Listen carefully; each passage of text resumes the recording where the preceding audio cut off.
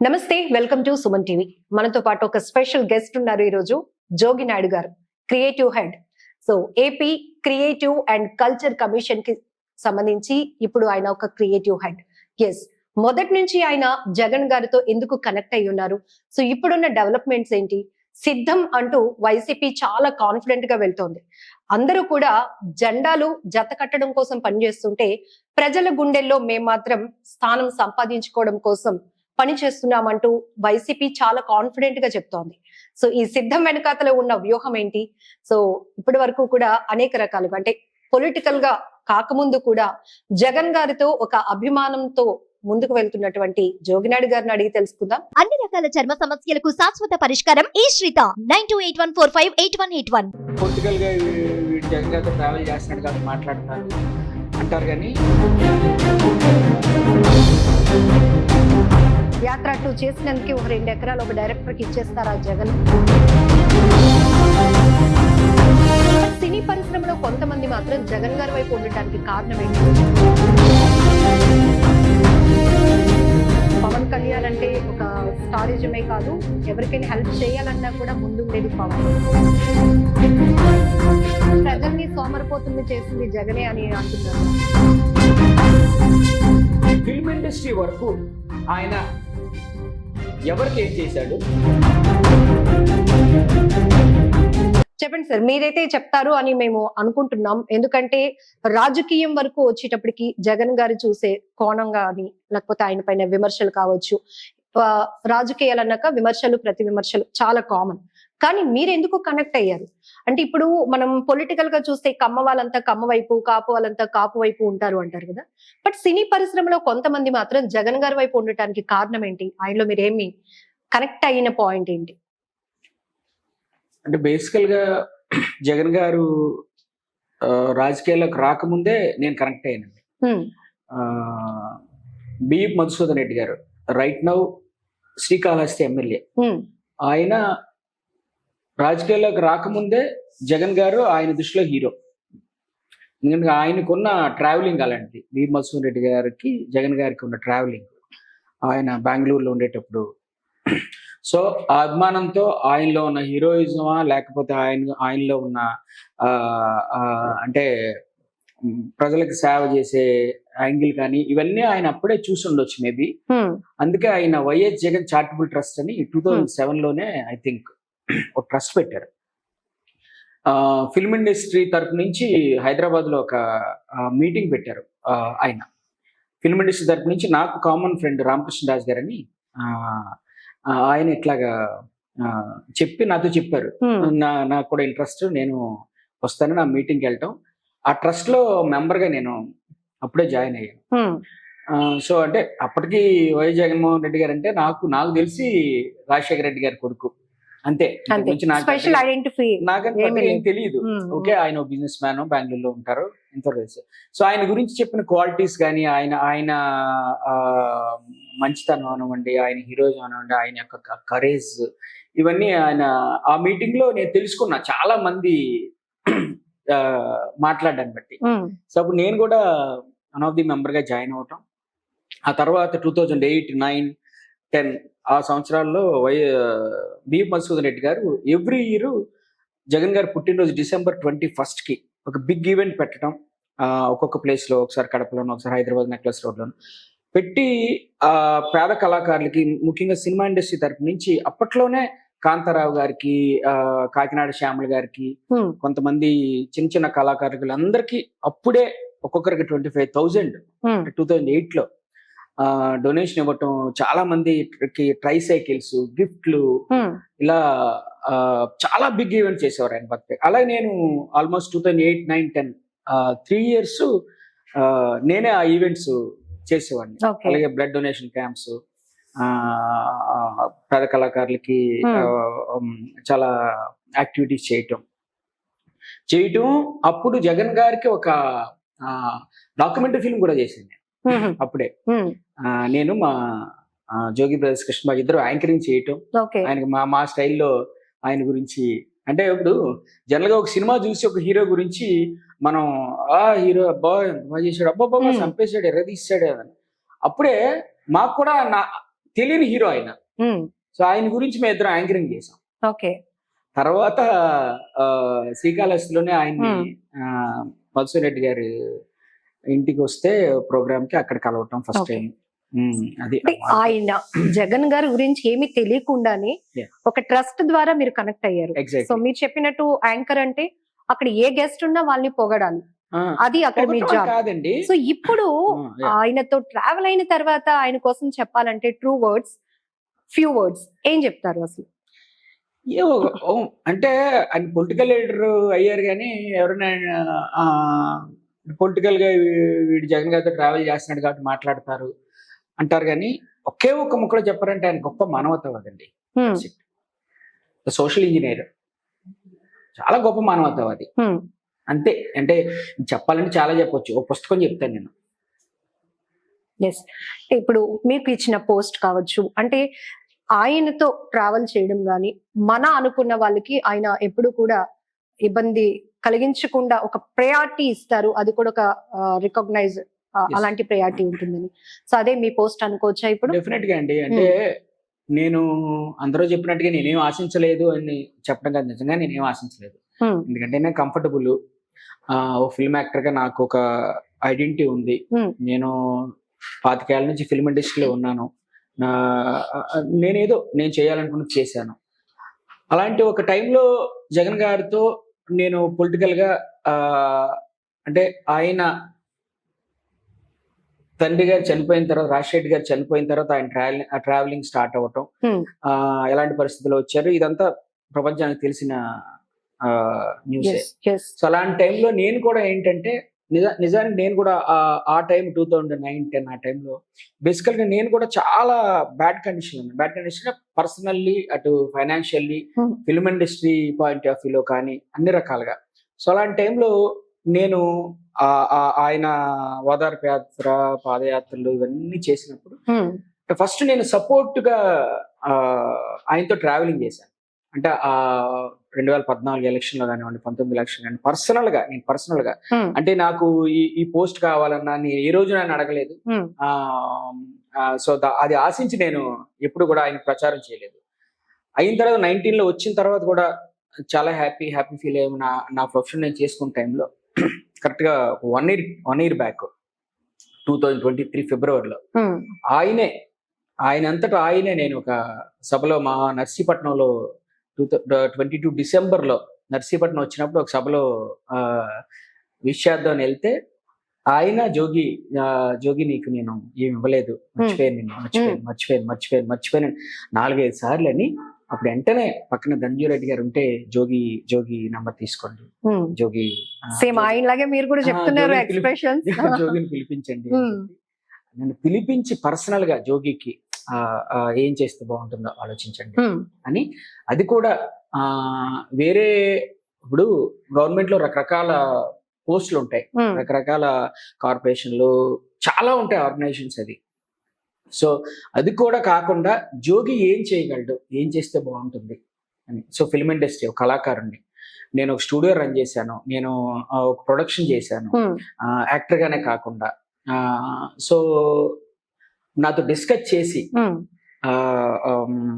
Officer వాళ్ళని నాతో కూర్చోబెట్టి అప్పుడు ఏముంది సరే ఈ కల్చరల్ యాంగిల్లో నేను కూడా అదే అడిగాను.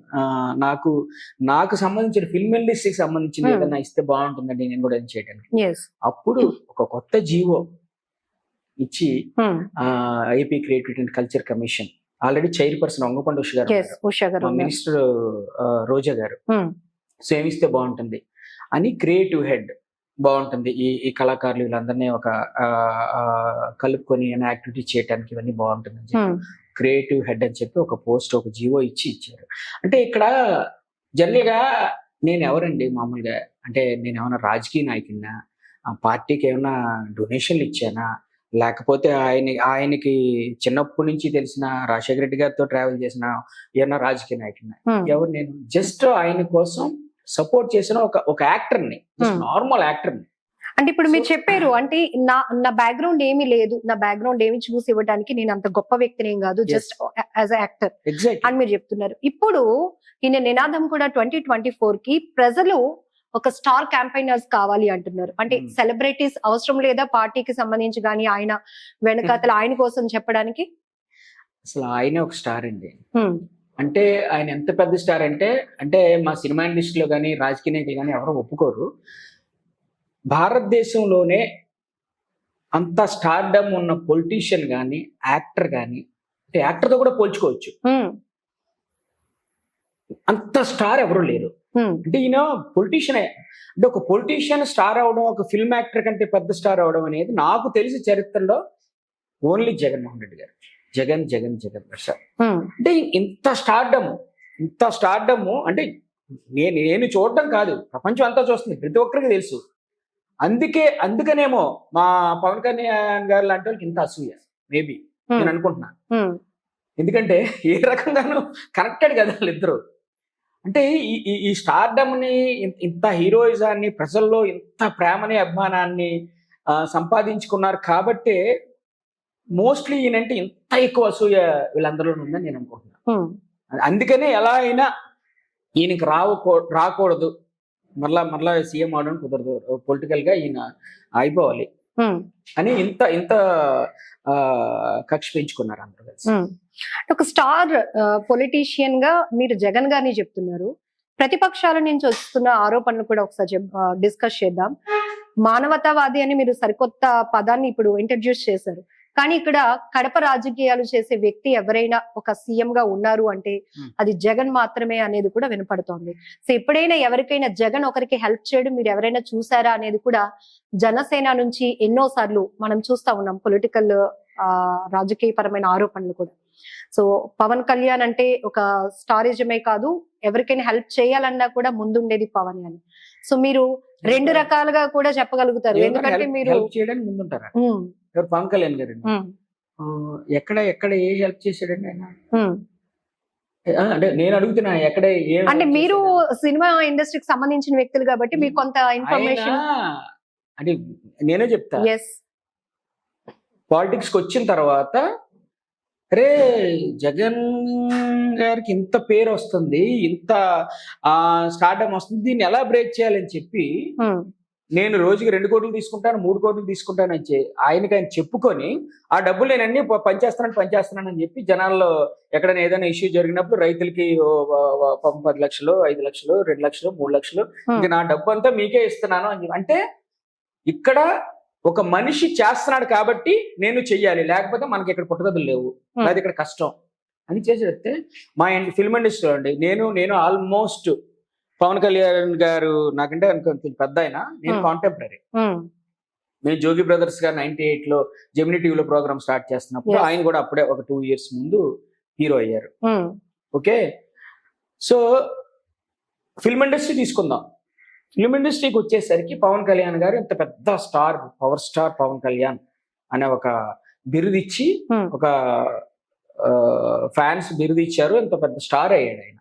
ఓకే, ఫిల్మ్ ఇండస్ట్రీ వరకు ఆయన ఎవరికి ఏం చేశాడు?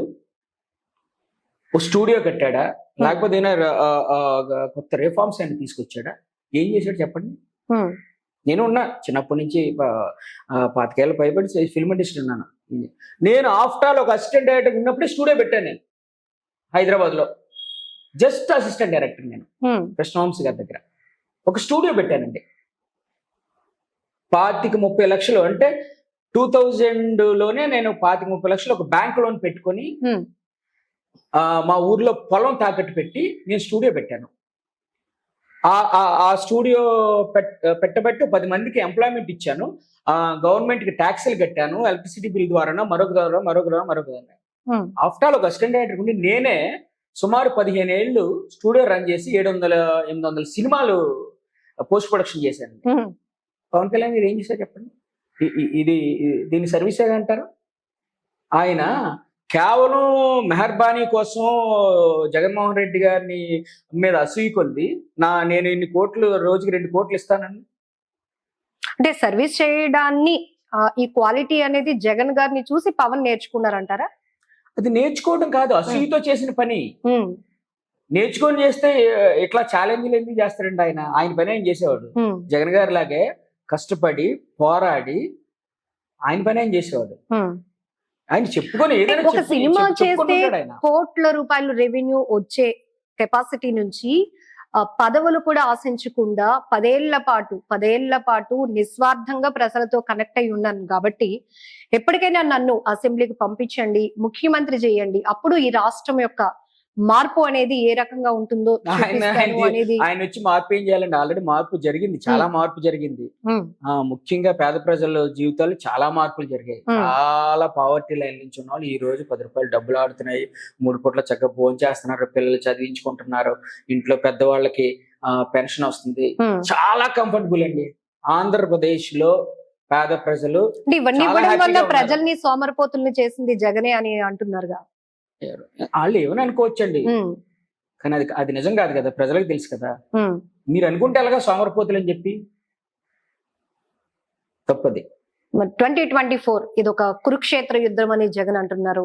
ఒకవైపు టీడీపీ, జనసేన, ఇక బీజేపీ వార్ వన్ సైడ్ అవుతుందా ఏంటి, ఎట్లా ఉండబోతుంది అంటారు? అసలు మీరు చెప్తున్నారు వారు వన్ సైడే, వైసీపీ మళ్ళీ గవర్నమెంట్ ఫామ్ వార్ చేస్తున్నారు, ఇటు సీఎం ఉంటుందా? అవుతున్నారు. ఉమ్, ఇందులో పెద్ద ఊరికే వాళ్ళు ఏం మాట్లాడతారు, రకరకాలుగా ఛాలెంజ్లు చేస్తారు. ఉమ్, ఈయన మీద అసలు ఉన్నవి లేనివి ఏం మాట్లాడినా చాలా కూల్ గా మరలా జగన్మోహన్ రెడ్డి గారు సీఎం ఎన్ని అవుతారు. వస్తాయంటారు? సీట్లు ఎన్ని వస్తాయంటారు? అది నేను పెద్ద అనలిస్ట్ ని కాదు, లేకపోతే నేను సర్వేలు చెయ్యను. ఉమ్, అంటే ప్రతి ఒక్కరు గెలుస్తున్నాం. కామన్ పబ్లిక్ కూడా అనేస్తున్నారు ఈసారి జగన్ కి ఇన్ని వస్తాయి, పవన్ కళ్యాణ్ కి ఇన్ని వస్తాయి అని అంటున్నారు. అట్లా మీకు ఒక అనాలిసిస్ ఉంటది కదా. అంటే ఒకటండి, 2019 ముందు ఏం చెయ్యకుండా అంటే ఆయన సీఎం కాదు, ప్రతిపక్షంలో ఉన్నారు. నేను ఇవి చేస్తానని చెప్పారు, ఉమ్, పాదయాత్రలో అన్ని చేశారు. అంటే మంచి చేయకముందే అంత గొప్ప మెజారిటీ ఇచ్చి గెలిపించారు 151 సీట్లు. మంచి చేసిన తర్వాత అది ప్రజలే డిసైడ్ చేస్తారు.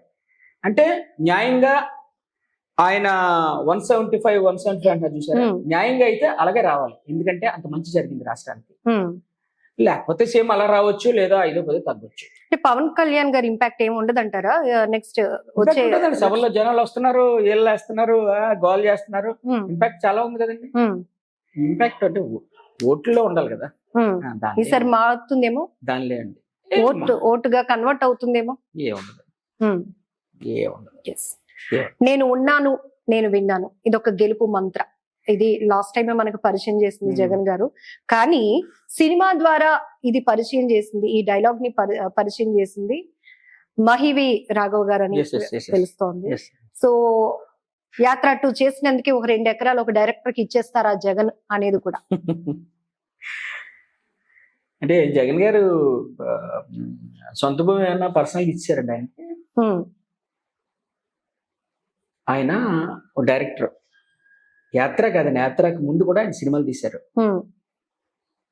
ఓకే, అంటే ఇప్పుడు యాత్ర అనే బయోపిక్ రాజశేఖర రెడ్డి గారు, జగన్మోహన్ రెడ్డి గారికి సంబంధించింది కాబట్టి ఈ సినిమా తీసిన తర్వాత ఇస్తున్నారు కాబట్టి ఆయన ఇచ్చేస్తున్నారు అనే కదండి గొడవ.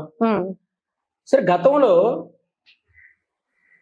ఎన్టీఆర్ గారు ఉన్నప్పుడు, అంతకుముందు ఎన్టీఆర్ గారు ముఖ్యమంత్రి కాకముందు చెన్నారెడ్డి గారి హయాంలో కూడా చాలా మందికి హైదరాబాద్ లో సోకాల్డ్ ఇప్పుడున్న Annapurna studio, Ramanaidu studio, Shabdalaya studios ఇవన్నీ అప్పుడు ఇచ్చినవి.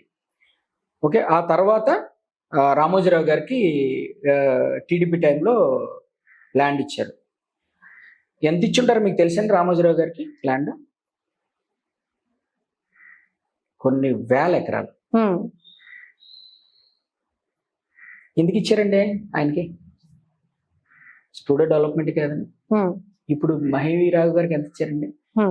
2 ఎకరాలు. అంటే ఆయన నేను డెవలప్ చేయడానికి నా ప్రాంతంలో, ఆయన అంటే రాయలసీమ ఆ హార్స్ హిల్స్ లో, పైగా ఇప్పటి వరకు ఎప్పుడు హైదరాబాదు, విశాఖపట్నం తప్పితే ఎక్కడ స్టూడియో డెవలప్ చేయాలన్న ఆలోచన ఎవరికి రాలేదు. వాళ్ళందరికీ అక్కడే ఎందుకు చేయాలంటే అక్కడే కమర్షియల్ గా బాగుంటుంది కాబట్టి. ఓకే, సో ఈయన అసలు కమర్షియల్ గా లేని ఏరియాలో ఒక హార్స్ హిల్స్ లాంటి ఒక టూరిస్ట్ ప్లేస్ లో ఇచ్చారు అంటే 2 ఎకరాలు. అక్కడ ఎంప్లాయ్మెంట్ కానివ్వండి, ఉపాధి కానివ్వండి, లేకపోతే అక్కడ ఏదో సంథింగ్ ఇప్పటి వరకు సినిమా ఇండస్ట్రీ ఇక్కడికి ఈ ప్రాంతాన్ని ఎక్కువ ఎక్స్పోజ్ చేయట్లేదు, షూటింగ్ జరగట్లేదు కాబట్టి ఇక్కడ చేస్తే బాగుంటుందని చెప్పేసి ఒక 2 ఎకరాలు ఆయనకి స్టూడియో డెవలప్మెంట్కి ఇస్తే అసలు ఏమైనా సిగ్గు అదే వద్దులేండి అలాంటివన్నీ. అంటే ఎక్కడైనా ఏమైనా అర్థం ఉందా? 2 ఎకరాలు ఇస్తే దాన్ని పట్టుకొని రాజకీయం చేసేద్దాం అంతే. ఎందుకండి మహికి ఇప్పుడు 2 ఎకరాలు ఇచ్చారండి. 2 సంవత్సరాల క్రితమే చిరంజీవి గారు ఫిల్మ్ ఇండస్ట్రీ పెద్దలందరూ సీఎం గారి దగ్గరికి వచ్చినప్పుడు సీఎం గారు ఏం చెప్పారు? విశాఖపట్నాన్ని డెవలప్ చేద్దామన్నా, మీరందరూ రండి అన్నా, మీకు స్టూడియోకి ల్యాండ్ ఇస్తాను, అక్కడ స్టూడియోలు కట్టండి, డెవలప్ చేయండి, మన ఆంధ్రప్రదేశ్ లో షూటింగ్లు ఎక్కువ చేద్దాము అని ఆయన అంతటా ఆయన చెప్పారు. మీరు ఎవరైనా అప్లై చేస్తే ఎలిజిబిలిటీ ఉన్న వాళ్ళు ఆయన ఎవరైనా చెప్పారా? ఆయనే కదా చెప్పింది. ముఖ్యమంత్రి గారే ఒక ఓపెన్ ఆఫర్ ఇచ్చినప్పుడు ఎందుకు విశాఖపట్నంకి ఇండస్ట్రీ రావడానికి ఎందుకు ఇబ్బంది పడుతోంది? ఎవరిష్టం వాళ్ళది. ఎందుకు పడుతున్నారంటే వాళ్ళకి తెలియాలి, ఆ విషయం వాళ్ళకి తెలియాలి. అది అక్కడ కూడా అంతే. జగన్ గారు అంటే అశ్వి గారు జగన్ ముఖ్యమంత్రికి ఉన్నప్పుడు ఇస్తే మనం ఎందుకు రావాలి, రేపు పొద్దున్న చంద్రబాబు ముఖ్యమంత్రికి ఉన్నప్పుడు వద్దామని అనుకుంటున్నారేమో మేబీ. అదే జరుగుతుందంటారా? అవన్నీ జస్ట్ యాత్ర 2 ఇప్పుడు 2024 ఎన్నికల ముందు ప్రజల్ని మరొకసారి మౌల్డ్ చేయాలి. వాట్ హ్యాపెండ్ ఇన్ ప్రజా సంకల్ప యాత్ర అంతే. ఇంత ఎఫర్ట్ పెట్టి ఈ సినిమా తీసాడు కాబట్టి జస్ట్ 2 ఎకరాలు గిఫ్ట్ చేయడానికి జగన్ ఈ నిర్ణయం తీసుకున్నారు అనేది చాలా విమర్శలకు తావిస్తోంది. గిఫ్ట్ ఇవ్వాలనుకుంటే ఆయన పర్సనల్ గా ఇస్తారండి. అఫీషియల్ గా స్టూడియో కోసం ఆయన గిఫ్ట్ ఎందుకు ఇస్తారండి? అవన్నీ చాలా తప్పు. ప్లస్ పద్ధతి ప్రకారం, రూల్స్ ప్రకారం ఏదైతే ఉందో దాని ప్రకారం ఇచ్చారు. మీ గతంలో అందరికీ ఎలా ఇచ్చారో అవి ఎవరికి మనకు తెలియదు. ఇప్పుడు ఇంత అవేర్నెస్ వచ్చింది. గతంలో ఎవరికేమి ఇచ్చారో, ఎవరైనా యాక్టివిటీస్ చేస్తున్నారో ఎవరికి తెలుసండి? చూడమనండి, మొత్తం హైదరాబాద్ లో ఇన్ని స్టూడియోలు ఉన్నాయి, ఇన్ని సెటప్లు ఇచ్చారు. అంతకుముందు విశాఖపట్నంలో కూడా స్టూడియో స్థలాలు ఇచ్చారు. ఎవరైనా యాక్టివిటీస్ చేస్తున్నారు? ఎక్కడ షూటింగ్లు జరుగుతున్నాయి? ఎక్కడ తీసుకొచ్చి షూటింగ్లు చేస్తున్నారు? ఇక్కడ పెద్దవాళ్ళు, సోకాళ్ళు పెద్దవాళ్ళు అనుకున్న వాళ్ళు ఎక్కడ ఏమీ జరగట్లేదు. రామోజీ ఫిల్మ్ సిటీ ఉంది. Ramoji film city studio shooting activities ఎక్కువ జరుగుతున్నాయా? టూరిజం ఎక్కువ జరుగుతుందా? టూరిజం జరుగుతుంది. వరల్డ్ వైడ్ టూరిజం జరుగుతుంది అక్కడ. బట్ మీరు స్టూడియో పెట్టింది దేనికి? కళ కోసం, సినిమా కోసం, షూటింగ్ల కోసం. బట్ అది ఎక్కడ జరుగుతుంది? ఇన్ని వేల ఎకరాల్లో మీరు అక్కడ అది ఎక్కడ చేస్తున్నారు? Complete it's a commercial activity in Ramoji film city జరుగుతుంది కదా. అనవసరం అంటే పిచ్చికి మీద బ్రహ్మాస్త్రాలు ఇవన్నీ, పిచ్చికి మీద బ్రహ్మాస్త్రాలు. ఆయన ఏమైనా 200 ఎకరాలు ఇచ్చేసారా, లేకపోతే విశాఖపట్నం నడిబోడ్లో ఎక్కడో ఏదో భీములు లాంటి ప్లేస్ లో 200 ఎకరాలు ఇచ్చేసి అరే ఎంత మిస్యూజ్ చేసేస్తున్నారా అని? జగన్ గారు చాలా కేర్ఫుల్ గా ఉంటారండి ఇలాంటి విషయం. అసలు నేను ఓ కళాకారుడిగా నేను 2 ఎకరాలు అంటే అసలు ఏమీ చేయలేడు అంటాను నేను. ఏం చేస్తారండి 2 ఎకరాల్లో? మీకు ఇంత ముందు 25 ఎకరాలు, 30 ఎకరాలు, 40 ఎకరాలు, 50 ఎకరాలు, 100 ఎకరాలు, 200, 2000 ఇన్ని ఎకరాలు ఇచ్చినా వాళ్ళందరూ ఏం చేస్తున్నారు? ఇప్పుడు 2 ఎకరాల్లో ఏం చేస్తారండి? 2 ఎకరాల్లో ఒక స్టూడియో పెట్టుకుని 10 మందికి ఉపాధి ఇచ్చి 4 టెక్నీషియన్స్ కి పనిద్దాము, షూటింగ్లు చేద్దాం అనుకుంటే అంటే సిగ్గుపడాలి. అంటే రాజకీయం కోసం ఒక జగన్మోహన్ రెడ్డి గారికి ఒక కొండను ఢీకొట్టడం కోసం మహిళాంటి వాళ్ళు, మాలాంటి వాళ్ళు, ఇంకొకరు జగన్ గారికి సపోర్ట్ చేస్తారో లేకపోతే మీరు అన్నట్టు ప్రతిపక్షాలు కాబట్టి వాళ్ళు విమర్శించడం వాళ్ళ హక్కు. వాళ్ళు విమర్శిస్తేనే వాళ్ళు మళ్ళీ అధికారంలోకి వస్తారు అని మీరు అంటున్నారు. షర్మిల గారు సొంత అన్న, ఒక కుటుంబం, ఒకే రక్త సంబంధం. సో ఆమె కూడా మా అన్నయ్య ఏమి చేయలేదు అని ఓపెన్ గా ఆమె వచ్చి విమర్శించడం అనేది ఎట్లా చూడొచ్చు అంటారు? ఏమో అండి, పొలిటికల్ గా ఏముందో. నేనేం పెద్ద షర్మిల గారి గురించి నేనేం పెద్ద మాట్లాడదలుచుకోలేదు. అది మన వైజాగ్ డెవలప్ అయిందా లేదా? ఏం చేంజెస్ కనిపించాయి? ఏదండి మన విశాఖపట్నం బ్యూటిఫుల్ అండి. ఇప్పుడు డెవలప్ అవుతూనే ఉంది. ఇప్పుడు సెంట్రల్ గవర్నమెంట్ విశాఖపట్నం అంటే ఇప్పుడు కూడా ఒక ప్రేమ ఉంటుంది. ఇప్పటికి మోడీ గారు వైజాగ్ కోసం ఎన్నో నిధులు ఇస్తున్నారు. దానికి తగ్గట్టుగానే వైఎస్ జగన్ గారు కూడా విశాఖపట్నం అంటే ఒక మమకారం. ఆయన అంటే ఎంత క్లీన్ ఉందండి ప్రతిసారి. ఇప్పుడు నేను ఈ ప్రాంతం వాడిన కూడా వచ్చిన ప్రతిసారి కూడా కొత్తగా కనిపిస్తుంది. రోజు మార్నింగ్ వస్తుంది ఎంత క్లీన్ ఉంది అసలు, ఎంత క్లీన్ ఉంది అసలు. Such a beautiful city. దానికి డెఫినెట్ గా గవర్నమెంట్ అంటే కేర్ తీసుకోకపోతేనో సీఎం గారు ఒక స్పెషల్ ఫోకస్ పెట్టకపోతే ఇంత బాగా ఎందుకు ఉంటుంది సిటీ. చాలా బాగుంది సిటీ, చాలా బాగుంది డెవలప్మెంట్ యాంగిల్ లో, కానీ ప్రతిదీ చాలా బాగుంది. పొత్తులతో కలిసి వచ్చే పార్టీలన్నీ ఒకవైపు, మీరు అన్నట్టు సిద్ధమా అంటూ జగన్ గారు ఒకవైపు, ఎస్, ఏం జరగబోతుంది 2024 గెలిచేది ఎవరు అంటే ఏం చెప్తారు జోగినాయుడు గారు? సిద్ధమండి. వ్యూహం ఏముంది, గెలవటే వ్యూహం, గెలుస్తున్నాము బ్రహ్మాండంగా. అంటే గెలవటం ఖాయం, ఎంత బ్రహ్మాండంగా గెలుస్తున్నాం అనేది ఇక్కడ వ్యూహం. అది ఎందుకు గెలిపించాలంటే ఏదండి, ఎందుకు గెలిపించాలి జగన్ గారిని మళ్ళీ? ప్రజలకు మంచి జరిగింది, ప్రజలు సంతోషంగా ఉన్నారు, సుభిక్షంగా ఉన్నారు, అందుకే గెలిపించాలి, అందుకే గెలిపిస్తారు. ఎవరు చెప్తారండి ఈ ఈ భారతదేశంలో ఇన్ని సంవత్సరాల్లో, అంటే ఏ పొలిటీషియన్ అయినా నేను మీకు మంచి చేశాననిపిస్తే నాకు ఓటేయండి, లేకపోతే మీ ఇష్టం అనేది ఎవరైనా చెప్పగలరా? ఆయన పనిచేశారు కాబట్టే ఇంత ఇలా అడగగలుగుతున్నారు, లేకపోతే అడగలేరు కదా. అడగమనండి, మీరు ఎవరైనా అడగమనండి. వాళ్ళు అసలు ఏం చేస్తాము అనేది చెప్పలేకపోతున్నారు. ఇంకా మంచి చేయడం ఏం చేశారు వాళ్ళు? ఇంకా ఛాన్స్ అయితే ఉండదులేండి ఎవరికి, ఈయన ఆ ఛాన్స్ ఇవ్వరు ఎవరికి. Thank you so much Jogi Naidu గారు స్టూడియోకి వచ్చినందుకు. ఇంకా చాలా విషయాలు మీతో మాట్లాడి చాలా ఇన్ఫర్మేషన్ తీసుకుందాం అనుకున్నాం, బట్ షార్ట్ టైం ఉంది. Thank you so much. నమస్తే. Thank you.